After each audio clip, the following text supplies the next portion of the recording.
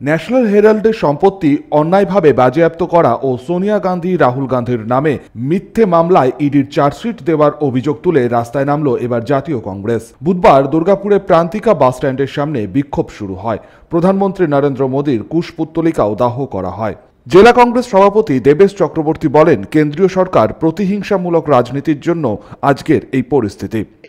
নরেন্দ্র মোদী সেই পুরনো ইতিহাসকে টেনে নিয়ে এসে আজকে কংগ্রেসকে কালিমা লিপ্ত করার জন্য, যখন কোনো ইস্যু নেই, মানুষের যখন কর্মসংস্থান নেই, শিল্প নেই, ইন্ডাস্ট্রি নেই, উন্নয়ন নেই, সব বন্ধ, তখন সামনে যখন ভোট আসছে, রাহুল গান্ধী কংগ্রেসকে নতুন করে চাগানোর জন্য এআইসিসি অধিবেশন করেছে গুজরাটে, এবং তারপর যখন নতুন করে স্বপ্ন দেখছে, তখন কংগ্রেসকে বদনাম করার জন্য রাহুল গান্ধী এবং সোনিয়া গান্ধীর নামে মিথ্যা চার্জশিট দাখিল করিয়েছে।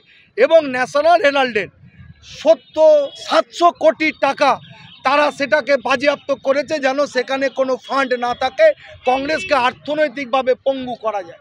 তাদের এই দুরভিসন্ধ আচরণ এবং তাদের ওই হিংসাত্মক আচরণের প্রতিবাদে ভারতীয় জাতীয় কংগ্রেস আজকে ভারতবর্ষের প্রত্যেকটা কর্নারে আমরা প্রতিবাদ করছি।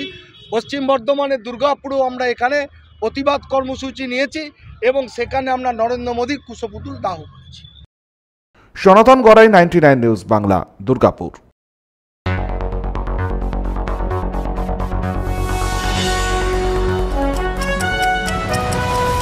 আপনারা দেখছেন 99 নিউজ বাংলা। বদলাবো আমরা।